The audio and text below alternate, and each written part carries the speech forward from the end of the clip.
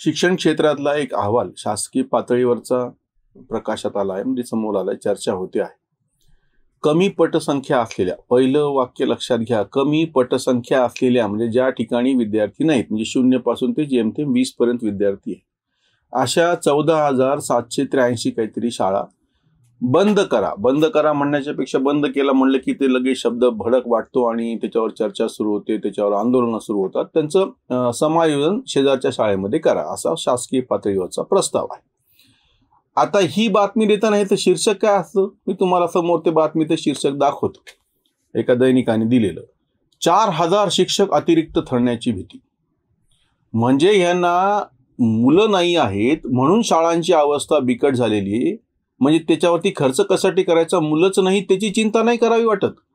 ह्या जर 15,000 आपण चर्चा करायला 15,000 आकडा समजूयात, 15,000 शाळा ज्या त्यांचं समायोजन बाजूच्या शाळेमध्ये करणार आहे, तसं केल्यामुळे शिक्षक अतिरिक्त ठरतील आणि त्यांच्या नोकरीचं काय ह्याची चिंता आहे.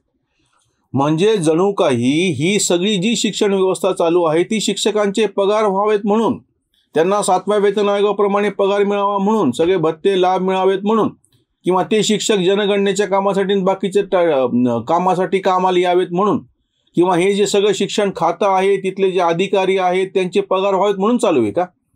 म्हणजे बातम्या पण देताना कशा देतात बघा, की ह्या शाळांमधली पटसंख्या का कमी झालेली आहे, विद्यार्थी का निघून चाललेले आहेत, निघून जात आहेत, वारंवार शासकीय शाळांना गळती का लागते याची काही चर्चा नाही.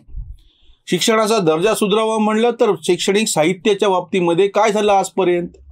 एक तुम्हाला मी साधा आकडा सांगतो, काही फार मोठी जडजंबाळ आकडेवारी आणि फार मोठं काही बुद्धिमान काही अभ्यास करून काही PhD करून तुमच्या समोर ठेवावं असं नाही. एकूण जो सगळा पैसा खर्च होतो ह्याच्यातला 92-93% पुढचा पैसा हा फक्त पगार आणि पगारावरती खर्च होतो. शिक्षण क्षेत्रामध्ये खर्च झालेल्या निधीतला जवळपास सगळाच हिस्सा हा फक्त पगारावरती खर्च होतो आहे. आणि हे सगळे त्या पगाराचे लाभार्थी, त्या व्यवस्थेचे लाभार्थी बाकीच्या नावानं, म्हणजे गरिबांच्या पोरांनी शिकायचं कुठं, गरिबांचा पोरगा त्या शाळेत का जात नाही याचं नाही उत्तर देत. आज ज्या शाळांची पटसंख्या 0 झालेली, 2 आहे, 3 आहे, 4 आहे, 5च विद्यार्थी आहेत, त्या शाळेतले किंवा त्या गावातले मुलं गेले कुठं ह्याची काही चर्चा तुम्हाला ही वर्तमानपत्र करताना आढळत नाहीत. माध्यमं ही सगळी बाकीची लिब्रांडू माध्यमं विचारवंत करताना आढळत नाहीत. किंवा हे जे सगळे तथाकथित शिक्षकांच्या संघटना आणि शिक्षण विषयक एवढे मोठ्या आंबट चेहऱ्यानं चर्चा करणारे आंतरराष्ट्रीय परिषदांमधून फिरणारे कधी सांगत नाही. ज्या मुलांच्यासाठी हे सगळं चालू आहे असं तुम्ही म्हणता, त्या मुलाला कुठं शिक्षण घ्यावं लागतंय, त्याच्या पालकाला सगळ्यात जास्त जे उलट ज्या गोरगरिबाचं हे नाव घेतात त्या गोरगरिबाला आपल्या मुलाला ह्या शाळांमध्ये काही मिळणार नाही हे वाटल्यामुळं पोटाला चिमटा घेऊन दुसरीकडे पाठवावं लागतं. किंवा अक्षरशः अनुदान असलेल्या ज्या शाळांची त्यातल्या त्यात परिस्थिती बरी आहे, म्हणजे शाळा चालू आहे, पण त्याही पोराला बाहेर जाऊन ट्युशन का लावावी लागते याचं उत्तर हे देत नाहीत. काही फार मोठा अभ्यास करू नका, तुम्ही फक्त तुमच्या घरातून बाहेर पडल्याच्या नंतर तुमच्या गल्लीत कोपऱ्यावर इकडे तिकडे दिसणाऱ्या क्लासेसच्या जाहिराती काय सांगतात ते बघा. ते काय स्पर्धा परीक्षा आणि 11वी-12वी बाजूला ठेवा, 1ली ते 10वी पर्यंतच्या पोरांना ट्युशन का लावावी लागते. इतक्या दिवसापासून शिक्षण विषयक धोरण चालू आहे, राईट टू एज्युकेशन ऍक्ट UPAच्या काळामध्ये मंजूर झालेला आहे. त्याच्यानंतर जी भयान परिस्थिती उद्भवली, वय वर्ष 6 ते वय वर्ष 14च्या सगळ्या मुलांना कंपल्सरी शिक्षण, सगळ्यांना वाटलं फार चांगली गोष्ट आहे आणि समाजवादी पद्धतीनं भीकवादी सगळे धोरणं ती की फुकट पोरांना शिकवायचं, ज्याची पात्रता आहे त्यालाही तुम्ही फुकट शिकवणार. म्हणजे त्याला फुकट ड्रेस द्यायचा, त्याला दुपारचं जेवण द्यायचं फुकटचं, त्याला पुस्तकं फुकट द्यायची. सांगितलं कुणी, मागितलं कुणी होतं.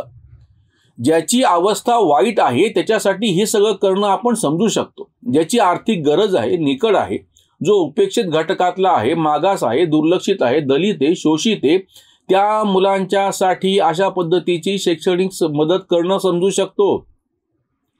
तसं न करता सरधोपटपणे सगळ्याच पोरांना पुस्तकं फुकट, सगळ्याच पोरांना दुपारचं जेवण फुकट, सगळ्याच पोरांना ड्रेस द्या आणि सगळ्याच पोरांना अजून काही काय लावलंय.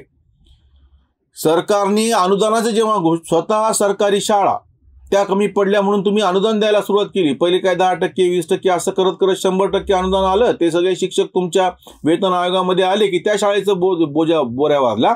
हे कमी पडलं म्हणून की काय, तेव्हा तुम्ही खाजगी ज्या काय म्हणता येईल त्याला, ज्या स्वयं अर्थचलित शाळांना परवानगी दिली, सेल्फ फायनान्स, त्याही शाळांमध्ये 25% जागा तथाकथित दलित, शोषित समाज आणि आर्थिकदृष्ट्या मागास यांच्यासाठी ठेवल्या. त्यांची फी सरकार भरणार. म्हणजे स्वतः सरकारच्या शाळा आहेत त्या कमी पडल्या, तुम्ही अनुदान दिलं त्या शाळा जसं काय कमी पडल्या. आता ज्या प्रायव्हेट शाळा उघडल्या, ज्यांचे पैशाचं सगळं नियोजन त्यांचं असतं, त्याही शाळांमध्ये 25% जागा तुम्ही सरकार याच्यासाठी राखीव ठेवणार. त्यांची फी सरकार भरणार, जी सरकारने नियमितपणे दिलेली नाहीये.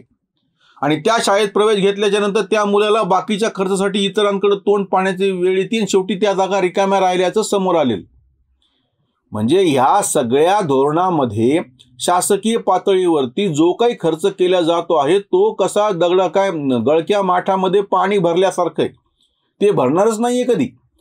इतके मोठे शिक्षक वाढवले, त्यांना तुम्ही वेतन आयोग दिला, सगळ्या गोष्टी केल्या, वर्ग खोल्या काढल्या, सगळे अहवाल झाले, सगळं झालं, तरीही पालकाला आपल्या मुलाला एक तर तिथं घालायचं नाहीये, दुसरा पर्याय शोधायचा आहे. आणि मजबुरी असेल, त्या शाळेमध्ये प्रवेश घेणं भाग असेल, तर तो पालक बाहेर जाऊन पोराला शिकवणी लावतोय.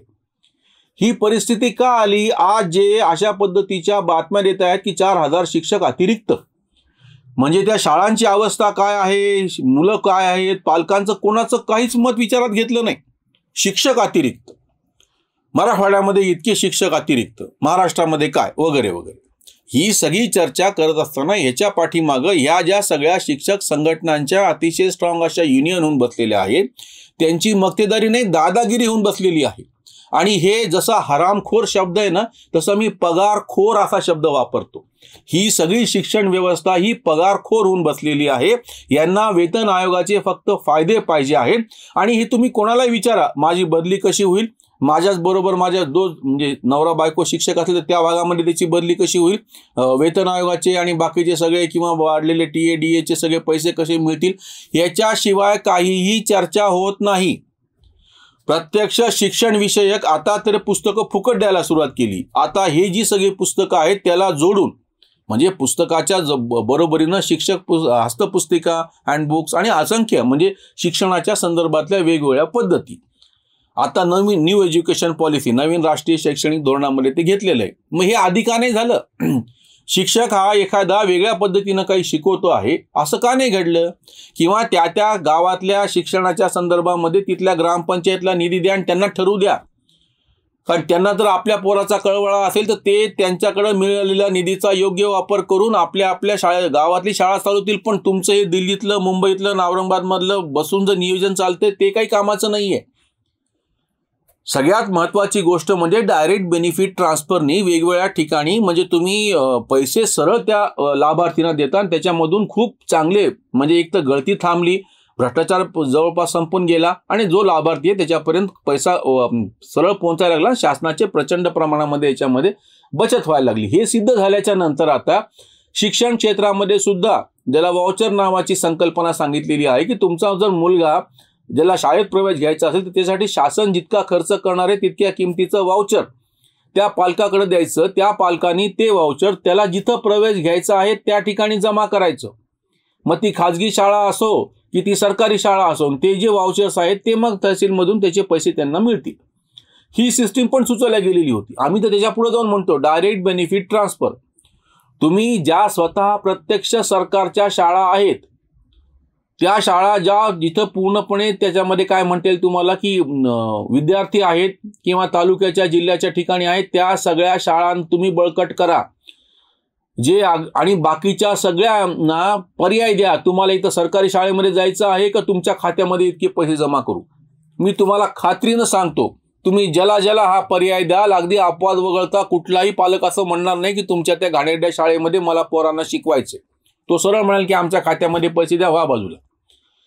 जसं आदिवासीच्या ह्याच्यामध्ये सुद्धा मोठ्या प्रमाणात जेव्हा पैसे त्यांच्या खात्यामध्ये द्यायला लागले याच्यानंतर जो फरक पडला तोच फरक आता शिक्षणामध्ये सुद्धा पडू शकतो की ज्यांना गरजू आहेत त्या सगळ्यांना तुम्ही वाउचर द्या आणि ते वाउचर त्यांना कुठं जमा करा किंवा खात्यामध्ये सरळ पैसे जमा करा. तुम्ही त्यांच्या शिक्षणाची काळजी करू नका. महात्मा गांधी जसं म्हणाले होते गरिबीसाठी काय करावं लागेल, पत्रकारांनी विचारांचं, महात्मा गांधी म्हणले आधी त्याच्या छातीवर तुम्ही बसलेले आहात ते उठा, मग गरीब त्याच्या स्वतःचं काय करायचं ते करून घेईल. तसं शिक्षणाच्या छातीवर तुम्ही बसलेले आहात आणि हे सगळे पगारखोर शिक्षक बसलेले आहेत, ते एकदा बाजू झाल्याच्या नंतरच मग शिक्षण क्षेत्राचं भलं होईल. त्याच्यावरची ही उसंतवाणी. पोरं नाही तरी शाळा चालू ठेवा, पगाराचा मेवा मास्तरांना. शिक्षणाचा दर्जा करू नका चर्चा, होऊ द्या रे खर्चा करा तुम्ही. गोरगरिबांचे घेऊन या नाव, लाल फीत गाव गजबजे. सरकारी शाळा रिकाम्या उदास, ओसंडती क्लास गल्लोगल्ली. फुकट शिक्षण, पुस्तके जेवण, तरी का भीषण स्थिती ऐसी. लाभार्थींच्या खाती टाका अनुदान, शिक्षण दुकान बंद करा.